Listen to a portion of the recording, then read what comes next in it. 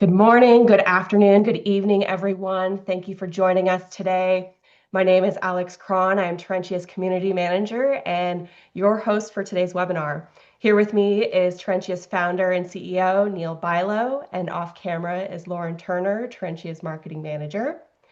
Terentia acknowledges that we are headquartered on the Dish with One Spoon territory. Takaranto, also known as Toronto, is the traditional territories of many First Peoples, including the Anishinaabe, the Haudenosaunee, the Mississaugas. We are grateful to work on this land.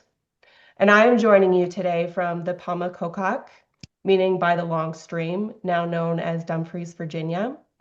It is the past, present, and future lands of the Chickahominy, the Mataponai, the Monacan, the Nansemond, the Nottoway, the Pamunkey, the Patawomac, and the Rappahannock tribes. I'm going to go over our agenda for today. You may be unfamiliar with who we are and why we are here today, so I will give a brief introduction to who Terentia is before I introduce our speakers. I will then turn it over to them for their presentation. Following their presentation, we will open up for questions. Please feel free to put any questions that you have in the Q&A section throughout the webinar, and of course, share any thoughts or comments that you have in the chat. We encourage you to share your experiences as they relate to what you learned today.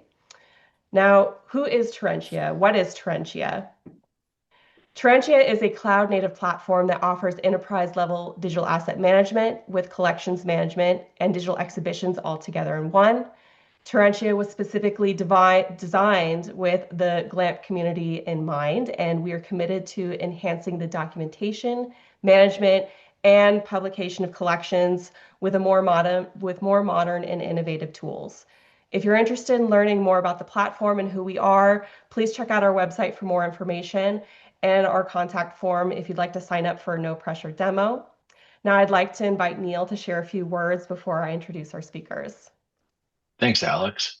I'm going to be very brief because we're really here to see Angelina and Cree talk about such an amazing project. I just wanted to share that we feel extremely privileged to have the opportunity to have the trust and to work with the Eastern Band on such an amazing project. Today, you're going to hear about the Junaluska, maybe a little bit about the language work that we're doing as well. And hopefully in the near future, we'll also have another webinar about the language preservation work we're also doing with the Eastern Band of Cherokee. Really, that's it. Again, we are very honored and privileged to have a chance to work with the two of you. Love seeing you guys again, Angelina and Cree. And I'm going to hand it right over to you to take off. And I love the story every time. First time I met Angelina and Cree, and they told me the story of Junaluska. It was so powerful. I think that's such an amazing story. I'll never forget that day. And I look forward to continuing to work with you guys. Angelina, Cree, over to you. Thank you, Neil.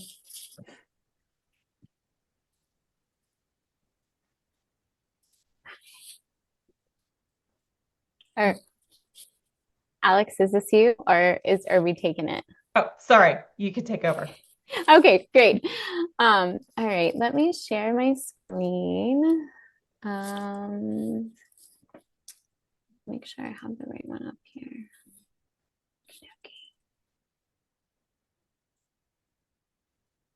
Okay. Can everyone see that okay? Yep. Is it sharing? Okay. Yep. Awesome. All right. Well, Shionagad, my name is Angelina Jumper. I am the Cultural Resources Supervisor for the Junaluska Museum. And today we're going to be sharing with you a little bit about some of the awesome work that we've been doing in advancing the Junaluska Museum's digital footprint. So, Cree, I'll let you introduce yourself. Shionagad, Taya Dagwado, Junaluska Museum Dagiluistaneho. Hello, everyone. My name is Cree. I go by Taya in the Cherokee language, which means Cherokee, or Cherry, excuse me. And I'm the cultural coordinator for the Junaluska Museum. I'm very grateful and happy to be here, and I'm thankful for those of you who are watching our presentation. I really hope that you take away some useful information and some uh, Cherokee historical um, history about what we have to offer here in the Snowbird community, as well as the Junaluska Museum. So I'm very happy that we get to have this presentation with you all.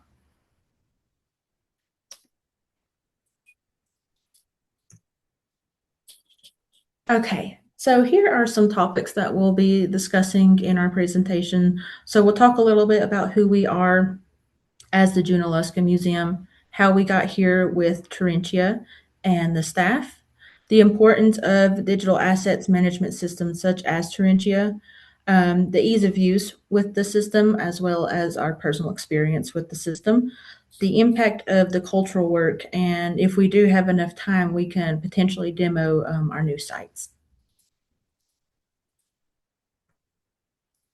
Okay, so a little bit about us as the Junaluska Museum. We are based in the Snowbird community of Robbinsville, North Carolina. So we do sit on the ancestral homelands of Cherokees here in the Snowbird area. The town was called Chioa or Chiohe, which means otter place.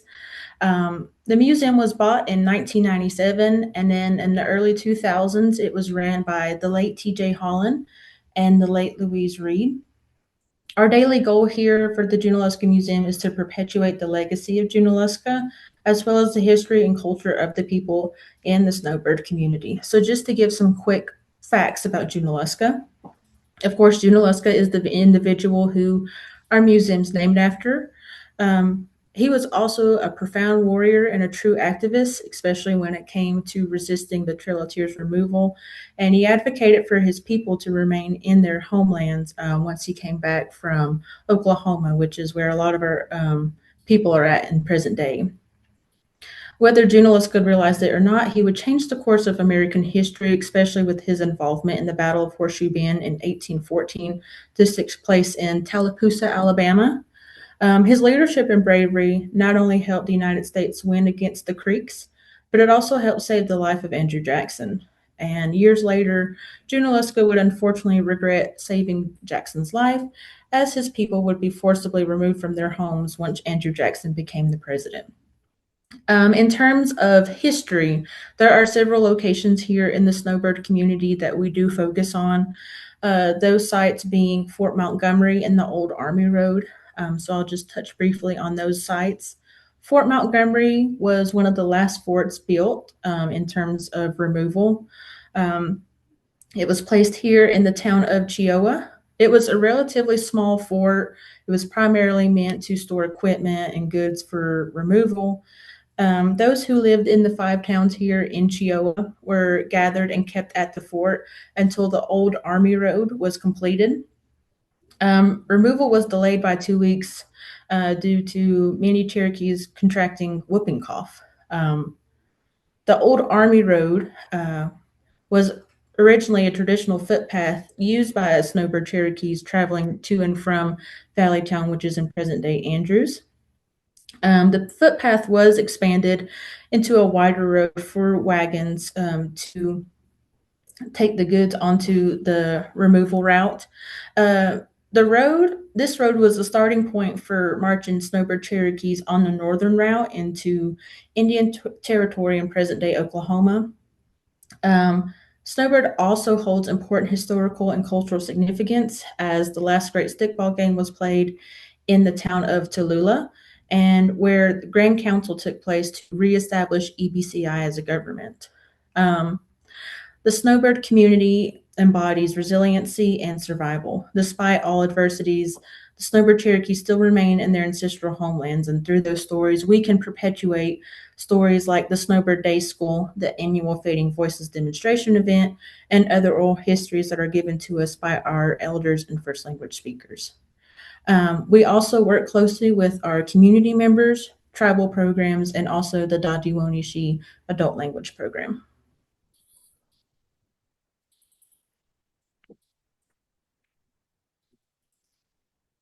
So, what is the Junaluska Museum's significance to the Eastern Band? First and foremost, like Cree was saying, it honors the great Chinoola Hushkey, or One Who Tries But Fails, which has been over time turned into Junaluska.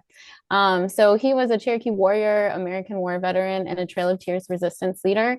So a lot of our work in the beginning and at the beginnings of the Junaluska Museum was around Junaluska. Over some time, that's changed and it's broadened up into the wider Snowbird community. So it's been really awesome to see the Junaluska Museum grow.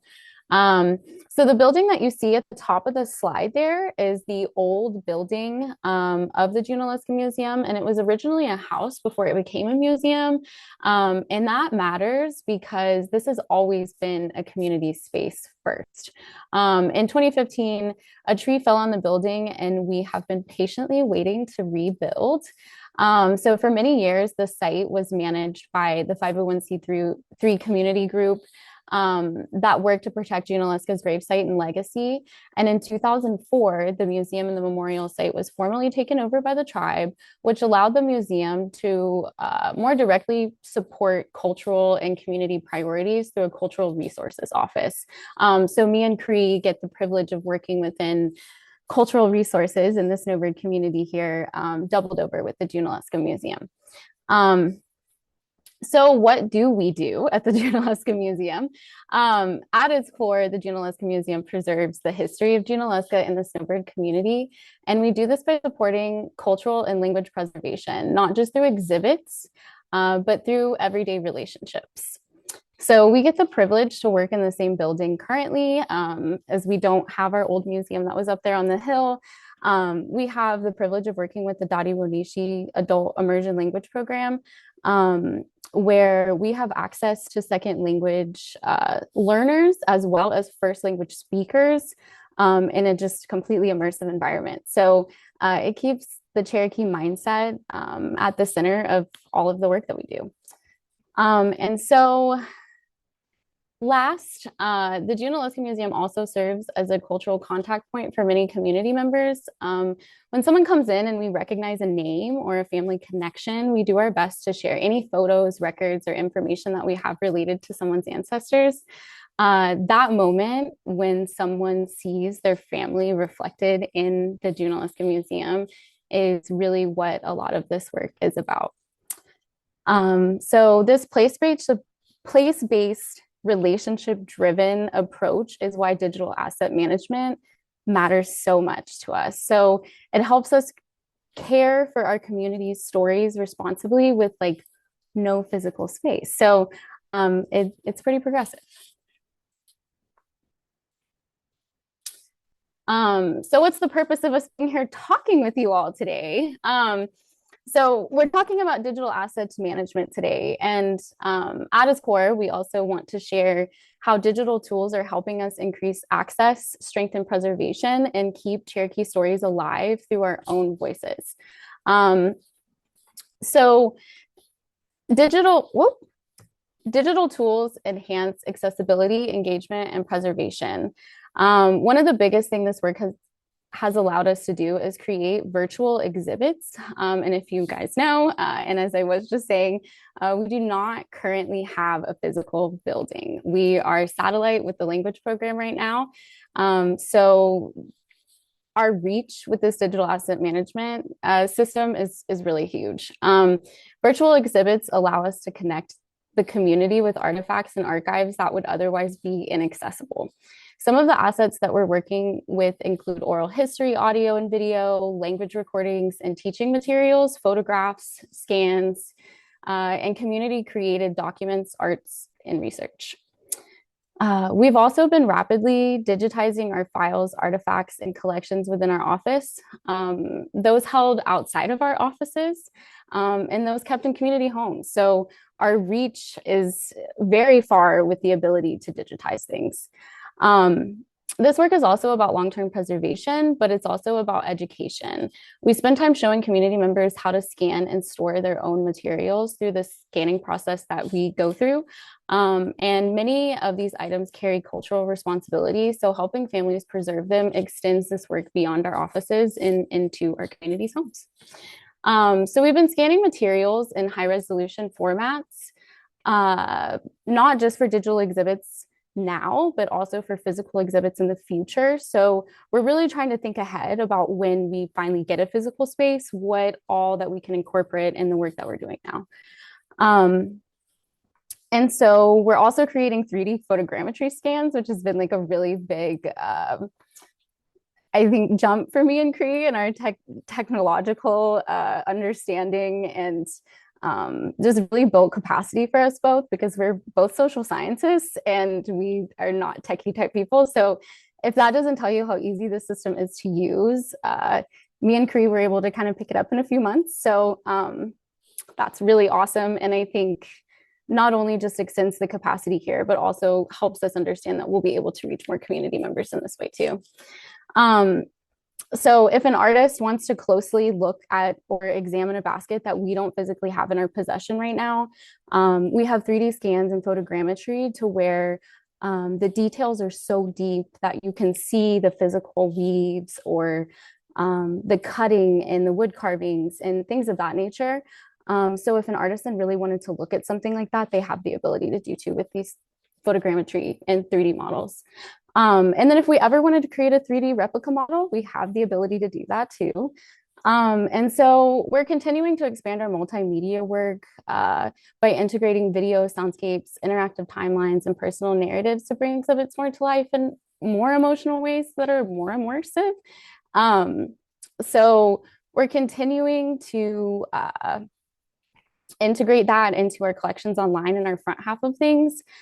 We started with photos and documents, like the easy stuff, right? You can send those through a scanner. And now we've moved into this 3D modeling, and we're slowly digitizing our audio and video, which has been one of our bigger challenges, believe it or not, because we have a lot of VHS and cassette tapes. So we're having to send those off to third parties, but I'll get into more of addressing that here in a moment of what kind of our process is with that. So community collaboration ensures that representation, inclusion, and relevance that our collections have to the Snowbird community. Community collaboration has been probably one of the coolest parts of this work. Families see us as a place where they can safely store digital copies of their materials with the hopes that their grandchildren will be able to access these one day. So we're collecting oral histories and traditional knowledge directly from our elders. Every other month, we get the opportunity to go to the Snowbird Senior Center and give talks. And so when we do, we bring our scanners and our photo setups with us. And so we digitize community collections right there, and we title each collection using the name of the individual that holds the items, unless they let us know otherwise. There are some cases where people just want the museum to have the photo or the document, but not for us to share with anybody outside of who they've deemed as family members or direct descendants that they would want to have exclusive access to that photo or document.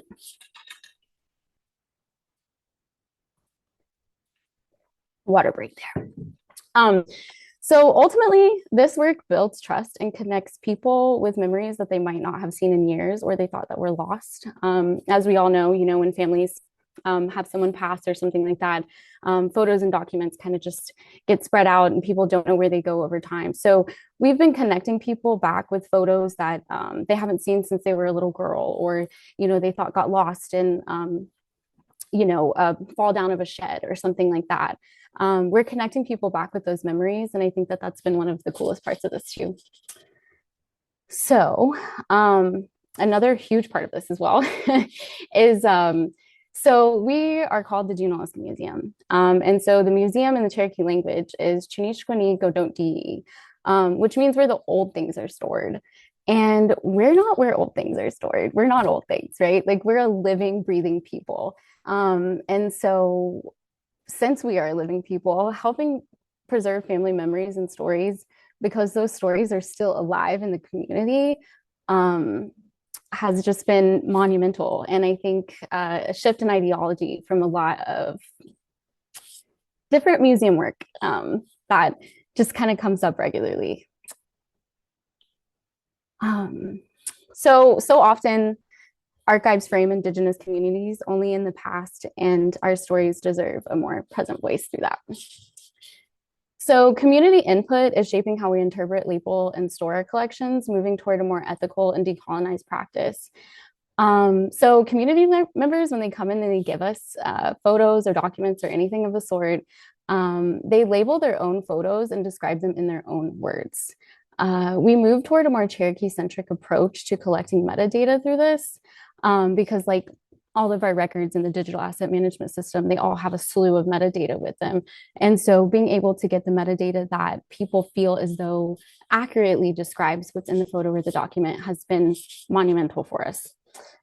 And so this is ultimately what it looks like to store and protect cultural resources through a living cultural center. And honestly, one of the best parts of all of this work is that the families get to keep their items. We create a digital copy that can be stored with the broader community, but the physical items stay where they belong in the hands of families. We do not want your stuff. We want photos and heirlooms and homes. We do not want your baskets. We do not want your photos. We just want to be able to take some really cool photos of them and share them with whoever you feel comfortable with us sharing them with. And there's real power in digitizing without taking. Opposite again to how we've been done as Cherokee people for the past hundreds of years by museums and institutions. In this way, the community is actively shaping the museum's collections as well and defining what the museum means to them.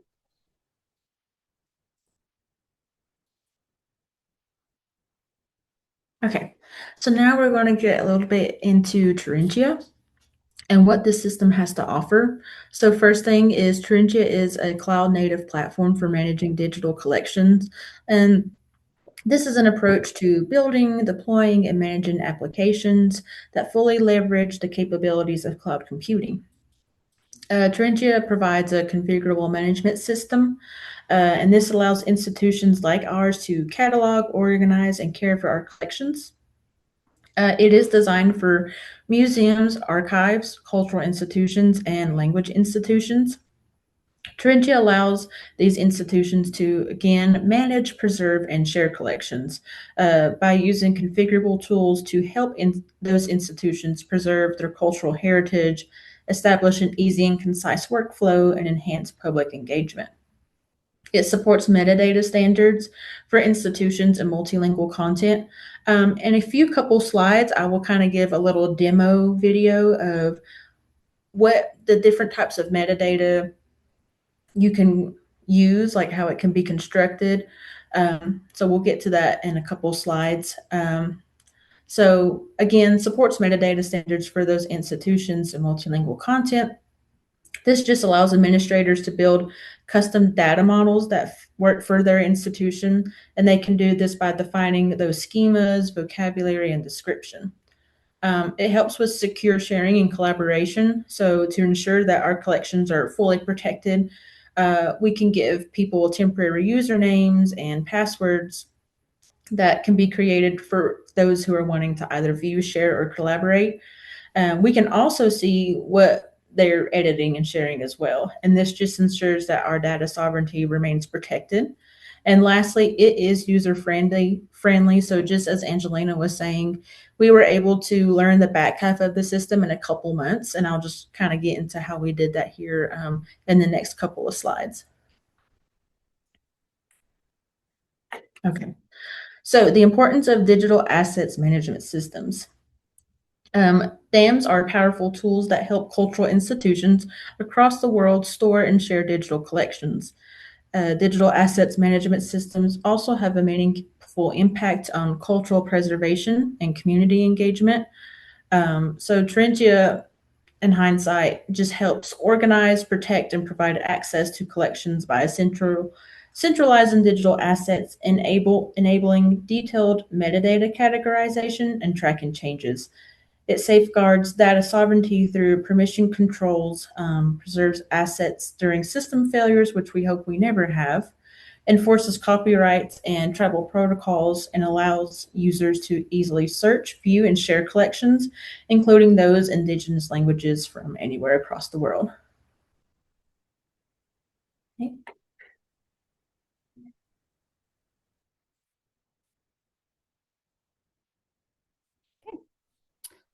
So when we realized that we weren't going to have a physical museum space for a while, we had to rethink what a museum could look like. If we're going to build a digital museum, we couldn't just store files on hard drives or shared folders like SharePoint. We needed a true digital asset management system. So I'd spent a lot of time talking with IT about NetX, which was a system, a digital asset management system that we were looking at considering, which was helpful, but it was limiting for the kind of work that we needed to do. And so through those conversations, we were working with Darlene Crisp, Jeremy Brown, and Kevin Jackson with IT. And they suggested that we would look at another option, one that could be better supported better support cultural materials and community priorities. That was just really data sovereign. That was a really big piece of it that I know IT was looking to vet out with our new digital asset management system. And so that option was Terentia. So I'm going to start showing you guys, there's no audio to this, but this is just like a little snippet of a documentary of our beloved woman, Maggie Wachacha. And she actually, there's a 30-minute clip on this within our collections online. And I believe Alex is going to drop it in the chat. So if you want to watch the full thing and hear the audio and all that fun stuff, it's located there. So one of the moments that really made all of like the digital asset management thing click for us was digitizing this Maggie documentary. So we preserved it, we organized it, and we made sure it would not be lost.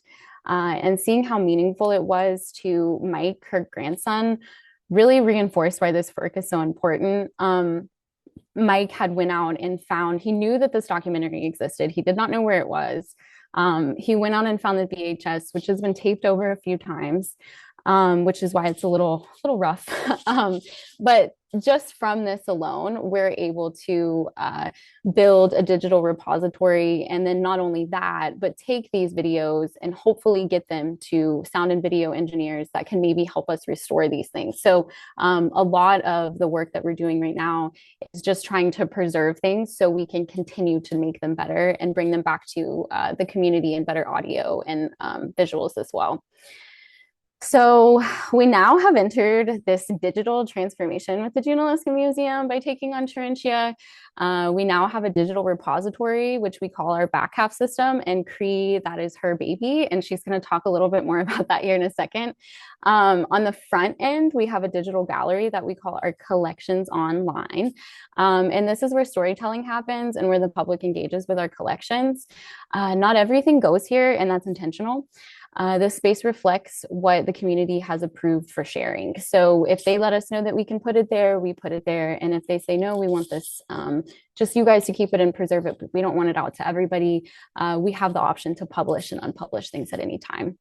And so just as important is the community training that's come with this. We're teaching people how to care for their own materials at home through this work, how to scan, store, and understand what's possible with today's technology.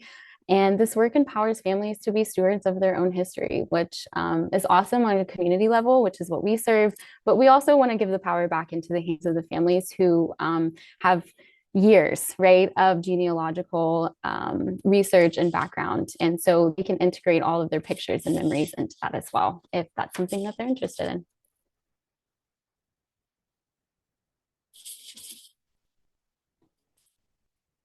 So now we're going to get into our timeline with Terentia, just from the beginning of meeting with Neil and his team up until now. So we first met with Neil and his team in the winter of 2023. They had came to our office here in Robbinsville and demoed their digital asset management system. So when the Terentia staff visited us to show us how to use the system, it was a little intimidating because I have never had experience with the digital asset management system. But thankfully, Neil and his team, any questions or concerns that we did have, they were able to answer those thoroughly and help us understand, all the different ways that we can build our back half and what we can do with the front half as well. So then in the fall of 2024, this is when we began the Collections Online project. So in the fall, Angelina and I, along with Neil and his team, we began to scope out what our collections online would look like. So we started discussing things such as fonts and colors, and other aspects that we would like to incorporate. We discussed the themes that we would like to display on the website and how we would obtain such things as pictures, documents, songs, etc., specifically for those themes.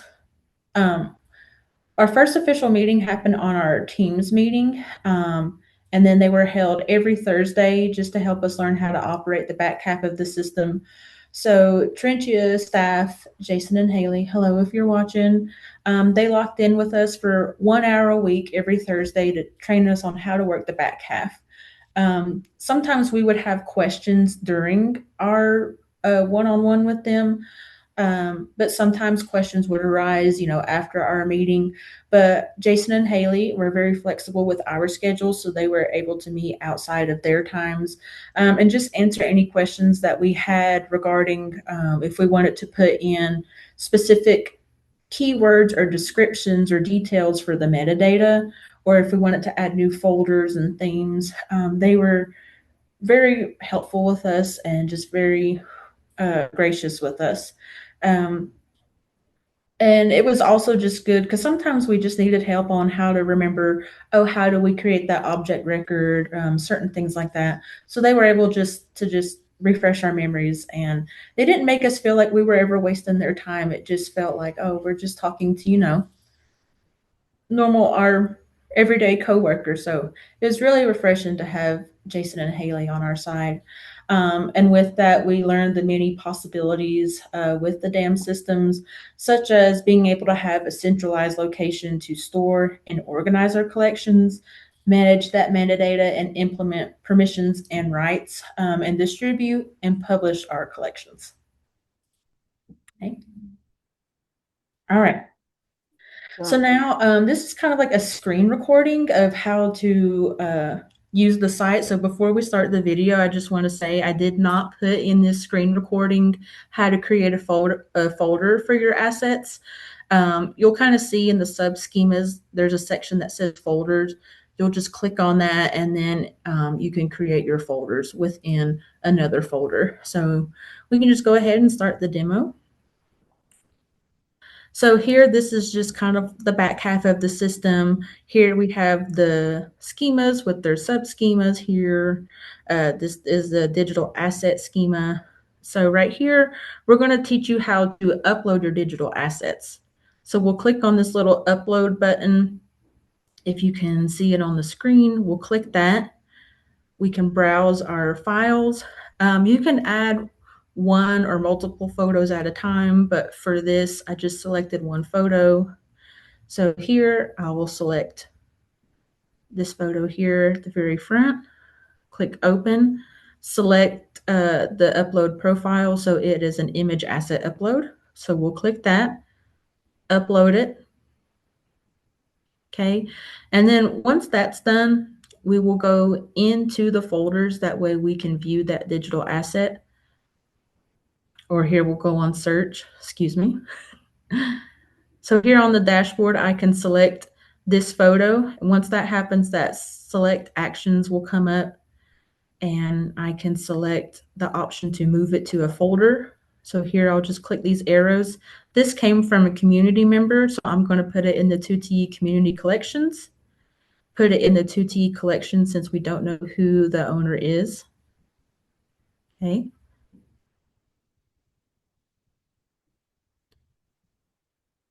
And then again, we can view that digital asset.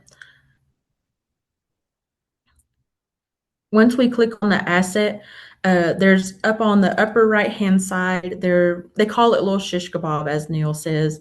You can click that to edit the record and then input any type of metadata that you have. So you see here we have like a title. I just simply put day of caring. For our metadata, we can put in short or long descriptions if there's any type of cultural sensitivity, which there is not. The people who are identified in that picture, we can put the date and year, the folder that it came from, when it was digitized by, and then we can put in our rights. We'll save those changes And then now we can move on to create an object record for that. So we'll click on the circle with the cross, hit object records and image. And then this is where we'll fill out the metadata that will be published on the front half on Collections Online. So for this, I just put simply day of caring, and then I can go into more finer detail on the notes part. The metadata that I put on the notes part, you will see on the front half of the system. So we'll just put in whatever you need for that object record, and then just fill out the rest, like the image information, such as time periods, cultural sensitivity, things like that, permissions. Now, in order to make sure that your object record does get uploaded to the front half, you do have to make sure that you are putting it in the right theme. So I just chose 2T Community Collections. And then once we put in the metadata, we can go to Associated Assets and click on the digital asset, the picture. Clicking making it preferred just kind of allows you to see that image that you're putting on there. Make sure to publish it. And then once we create that object record, we can then go to our Collections Online and select what theme we want to put it under. So again, this is 2T Community Collections. We will edit that record and browse the records, select that object record, and then within 24 hours, that object record will then be posted onto the website. So that's just a little brief introduction on how to use the back half of the system. I think it's important too to add that we also created this from like the bottom up. So all of that metadata that Cree was showing you all is specifically tailored to what we need for each asset. So that was an awesome, really cool part of getting with Jason and Haley on this. So Cree talked about what we call the back half of our dam system. So we kind of call that the digital repository, more or less. And I'm going to cover what we call the front half, which is called our Collections Online. So who is our Collection Online for, right? I think that might have been even a question that came up in the chat. So our primary audience is for the Snowbird community, but we also serve the wider EBCI community and researchers who are interested in our collections, and really just people who are interested in learning more about the Snowbird people. And so what does it do? Our Collections Online makes our materials accessible anytime, anywhere, which is the coolest part about all of this work too, is that you don't just have to be on your laptop or your tablet. You can pull things up right there on your phone. So if you're talking to your grandma about a story and you're like, hey, is this the person that you're talking about? I've seen it in, the collections here. Is this the right person? And you can show them right then and there. So it brings our collections to you in real time, anywhere, any place. And so this also allows for community members to gain a little bit of digital literacy too, I think. So we're able to explore photos and stories in a more modern and digital way. And we're sharing in different formats so people can use them for their own storytelling or even in language programs in the future. As you guys can see, on our front half system, we've got the actual translation for the Snowbird Day School collections, the 2T community collections, as well as the Fading Voices collection. So if this is any of interest to any researchers that are wanting to do work and they're wanting to actually integrate language into their research or any type of project that they're trying to publish, they actually have the direct translation from the speakers. So how does this work? We include multiple types of media, audio, video, and soon to be oral histories and 3D models of artifacts. We're not quite there yet, but again, we've kind of built the system from the ground up. So it's just been a slow integration of what we've needed. And we're slowly but surely getting to those 3D artifacts. So hopefully we can have something that you guys can turn around and spin around on our Collections Online coming up soon.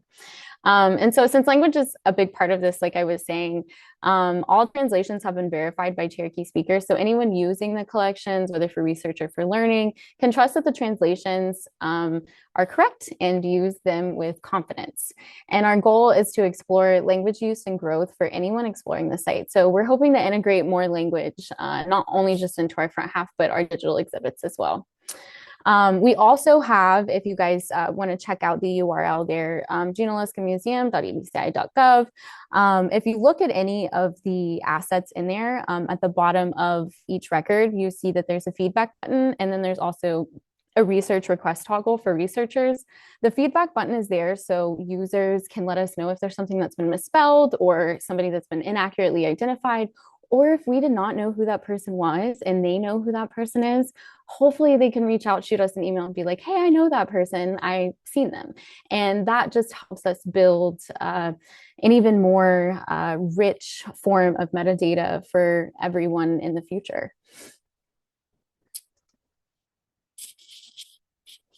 Okay. So now I'm going to talk a little bit about determining the themes for our collections online and creating the metadata for it. So Angelina and I sat down when we first started this project and determined, well, what types of themes do we want that can be on our collections online? What are things that not only are we perpetuating, but what are just some events that took place here in the Snowbird community? So we came up with three. Those themes at this point in time are the Snowbird Day School, Fading Voices, and Community Collections. And I'll just kind of briefly talk about those different themes. So the first one being Snowbird Day School. The Snowbird Day School opened its doors in the Snowbird community here in 1935. There were other day schools that were on the Qualla boundary in Cherokee, but these day schools were kind of created in response to a lot of the children that were running away. So if you think about it, if a child is trying to escape from the boarding school in Cherokee, it would probably be a day and a half for them to get back here to Snowbird. So they went ahead and just created these day schools where they attended school Monday through Friday, I believe, just like a typical public school. Um, what separates the boarding schools from day schools is children were kept on site, uh, while day schools allowed them to go home every day. In the late 1940s, a couple from Tennessee by the names of Albert and Louise Lee were both hired at the school and worked there until they closed their doors in 1965. Um, One of the great things about Albert and Louise is they encourage the students to speak their native language, and they really valued their education. And I believe that's why we have here in the Snowbird community a large percentage of our fluent Cherokee speakers. The Fading Voices theme. The Fading Voices dates back to the 1980s. There were some local community members like Gil Jackson, Ivor Rattler, and Lois Kelowna Heskey. They started this event to kind of showcase the various crafts, food making, and woodwork that were done down here in the Snowbird community. It was a public event, so people from both inside and outside of the community could attend. And it just became so successful that it became an annual thing. And every year it brings in hundreds of people each year. The community collections, this was a small project Angelina and I created in response to building our digital archive. We wanted to focus on our elders first and foremost. So we've recently just been traveling to the senior center here in Snowbird. Eventually we will make our way into Cherokee County. But we presented this kind of like a scrapbooking project. We did give them release forms just to consent, basically them consenting for us to digitize their items and housing them in our digital collections. Of course, as Angelina says, we return all the items, and we also give them a hard drive that has all of their digitized copies on there. What does the metadata look like? We just wanted to make sure that the metadata was specifically unique to those assets. So as you kind of seen in my slide where I did a little demo of the back half, we did this by using keywords or vocabulary that helps us easily search those assets, view them, and publish them. For the tone, we really wanted it to sound very uplifting. That way, you as the audience can connect with the snowbird culture and history. So again, we just kind of wanted to give it that uplifting scrapbook mom feel to it. Just that way, you can feel like you are part of the picture and you know what's happening in that photo as well. But we also just wanted to make sure that we were giving those assets the proper representation that they deserved as well. So a little bit about more of the photogrammetry work that we've been doing. So Terentia, obviously, we did not start with photogrammetry, nor did we think we'd really enter the space so quick. Like Cree was saying with the timeline, we've really only been at this for a little bit over a year now. And so this time last year, we were approached by Neil and his team and Terentia and IT about what do 3D artifacts look like? What if we built a digital exhibit? What if you could walk through this museum that you guys have in mind, but not physically have a space yet? What would that look like? And so over the past year, we've been exploring that. And it's been very new. It's very high level. Again, me and career social scientists. And it's been something that Terentia and Neil and his team have been able to bring down to our level. So we've been able to kind of just tackle it ourselves. So again, we started with the 2D digitization, and then thought, what about the artifacts that we don't have on hand and how can we share those? And so Haley and the Terentia team, shout out to Haley. She's been absolutely amazing helping us get through some of this photogrammetry stuff between softwares, equipment, the whole nine. She introduced us to photogrammetry and basically using photos to create accurate 3D models of objects. This has been super cool. So we started with the iPhone 16 Pros, and Haley was able to show us some apps and things like that that helped us be able to generate around 200 photos of these objects. As you guys can see in the photo right here, there's a basket that we were able to 3D scan, and then there was also like a gourd rattle that we had that had the 7 clans on the outside. So all of those little blue squares are different points in which the photogrammetry hits the object. And so with the accumulation of 200 different photos, we're able to put together a basket or a gourd and accurately catch all of those pieces. But the more photos, the better. That is something that we've learned over time. And then two, we kind of moved past the iPhone 16 Pros and now are able to use our DSLRs, which create even more in-depth images of some of the artifacts that we need. So with this, we can make digital exhibits, which we'll demo for you hopefully here soon. I'm hoping that we have time. It looks like it.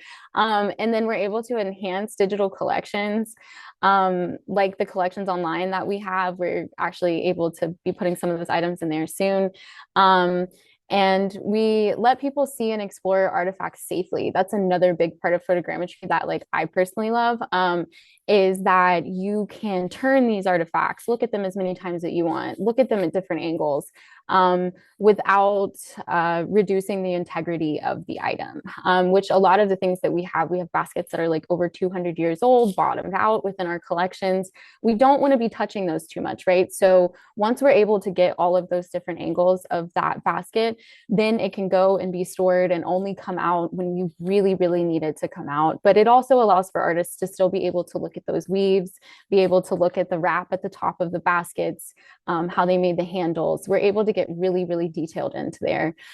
And so it's a way to preserve, share, and engage with their collections without risking damage and needing to own every item as well. This means that we can go outside of our community here and go take photos of some of the items and things like that that they might want stored and shared with the Junaluska Museum.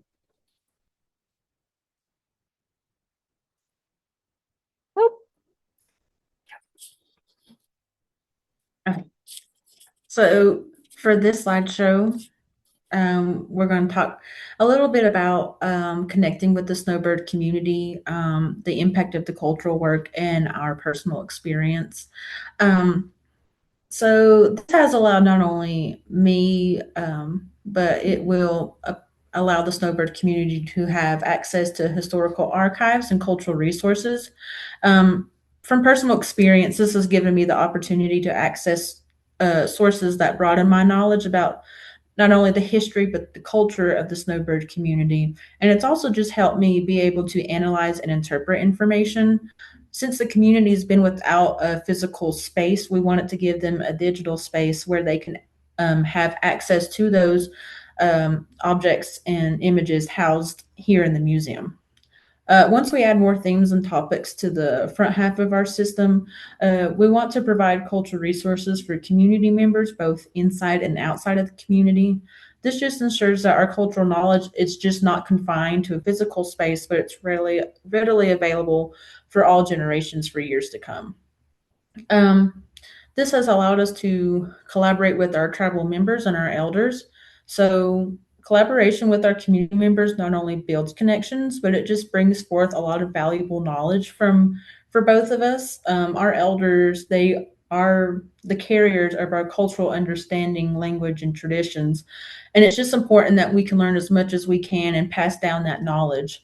Um, Not only again does this bring us closer to the community, it just empowers and strengthens our cultural identity, which is what we also want for our younger generation. Documenting and sharing of snowbird history. Documentation and sharing just ensures that the culture and history are safeguarded for the future generations. And not only that, but it just helps build our collection and makes it an enriching resource. Um, Again, it's empowered personal and professional growth. So not only has this experience been educational, but it's just allowed me and Angelina to grow closer to our cultural identity and this community. Even though I'm not from this community, this experience has just allowed me to get a deep understanding of Snowbird and its people, and just doing this through preserving and sharing their stories, artifacts, and oral histories. Um, it encouraged the continuance of cultural preservation efforts. So by engaging with the community, I feel like I've just grown more connected to the people, the cultural sites here in the history, especially the language. On a professional level, feel like I have learned things such as archival management, digital software and technology, such as the 3D scanning and photogrammetry. Um, and from this experience, I just feel like I've grown more committed to our cultural preservation, and it's inspired me to think of ways to better safeguard our history and culture as well.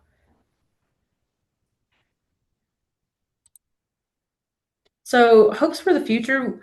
I'll just be very brief with this. We just hope that it brings both the community and us closer by providing access to our collections online and cultural resource. And we just hope that we can continue to grow our digital archive along with the metadata, and in hopes that we have more opportunities for community engagement, such as what we've been doing with the senior center right now with the community scanning.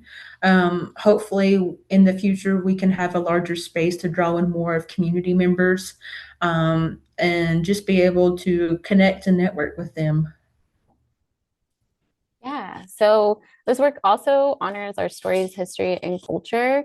So we're really wanting to make the Snowbird community proud, and really ignite that like community connection and pride in who we are and all of the stories that have allowed us to remain here. So it also allows for better data sovereignty and management. I think it all comes back to data sovereignty and management, especially as a tribal nation, and functioning as a tribal museum. We're better able to provide that data sovereignty and management to our community, by our community controlling its own information and how it's used. And materials are protected, organized, and shared responsibly for our benefit. It is less about fitting into the molds that museums have created for us, but taking that autonomy back and really exercising our sovereignty and being able to share certain collections and then also keep them exclusive to just community members. Okay, so we've hit our question mark, but before we hit there, I want to share my screen to our time looper. And if anybody would like to hop on that and experience this for themselves while we answer questions, let me throw that link in the chat. I think that might be better than us trying to screen share. So let me do that real quick. Yeah, thank you, Angelina and Cree, for a really an amazing presentation. And I really love how you've just highlighted how digital tools can strengthen your cultural identity and support your data sovereignty.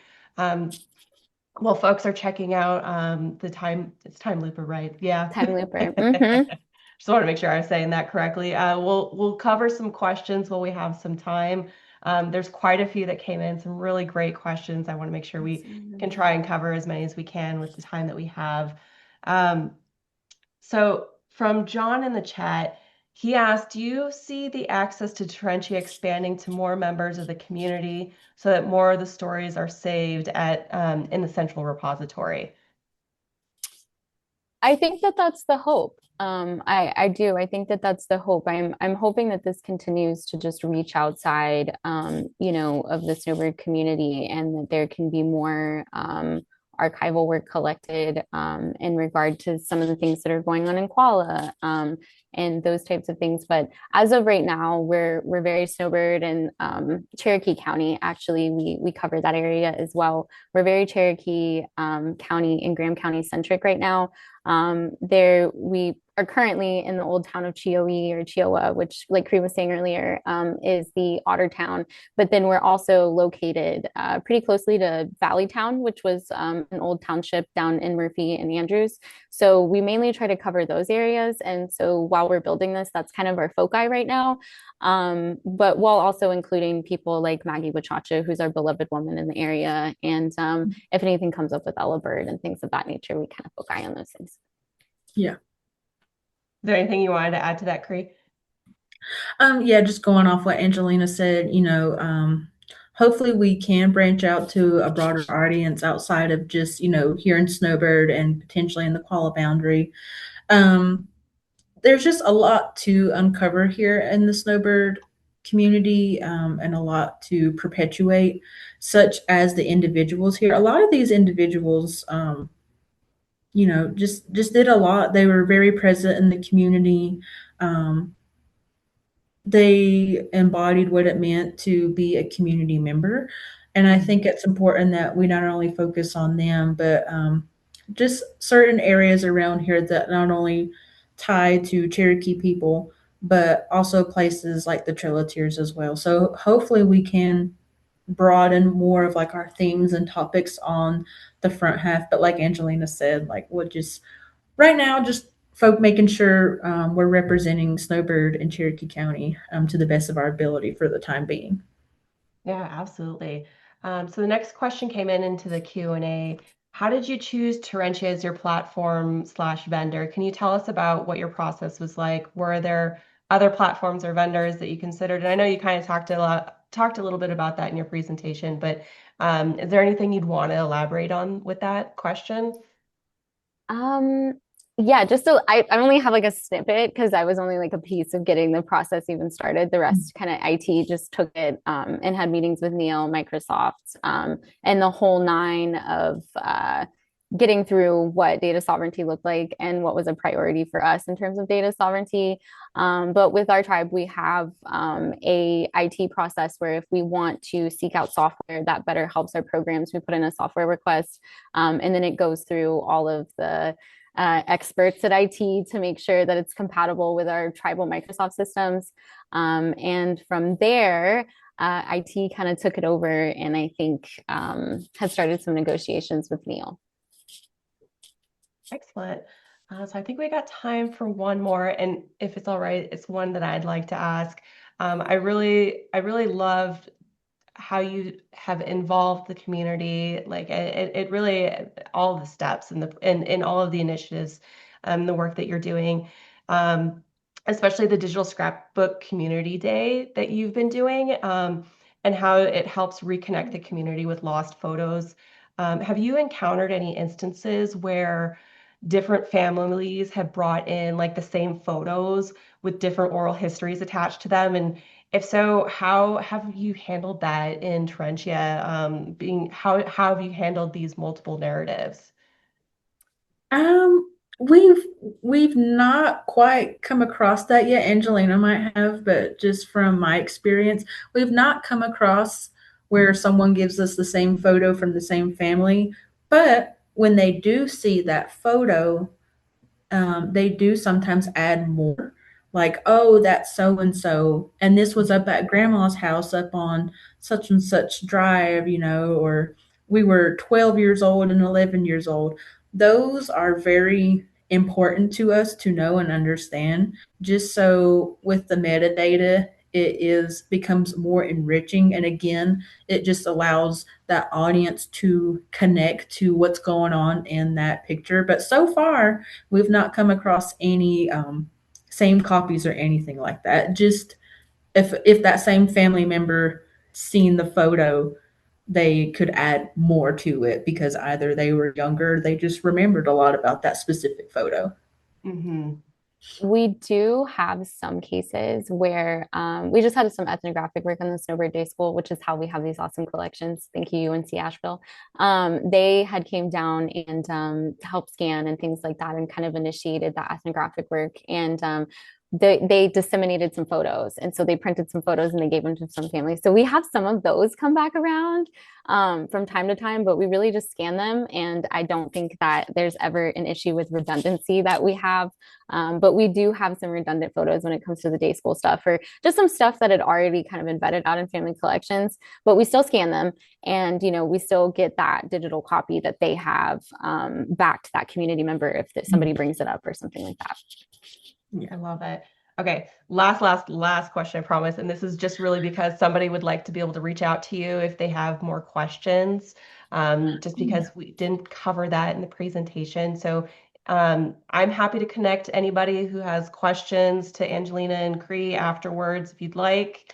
Unfortunately, we are out of time unless Angelina or Cree would like to drop their email in the chat. Yeah, I think it's in the next, like, go down 3 slides and it Oh, should yeah. have the contact information. Yeah, you are so right, So Cree. if anyone wants Yeah. to screenshot There or we take a go. quick photo real quick. Perfect. And if anybody who happened to leave early and missed this and needs their emails, just please feel free to reach out to us. Unfortunately, this is all the time we have for today. Thank you, everyone, for your thoughtful questions and participating in the chat. We're going to be publishing the recording for this webinar, and of course, those who registered will get the recording emailed directly to them. So keep an eye out for that. We will be back with another webinar on 3D digitization on a dime with Haley Majeski, our product specialist, in March. We have a lot of really exciting virtual and in-person events that we're planning for this year. So if you want to stay informed on what we are doing, I encourage you to sign up for our newsletter and follow us on social media. And Yeah. thank you so much again, Angelina and Cree, for your Thank you, time and Alex. Thank energy you. today.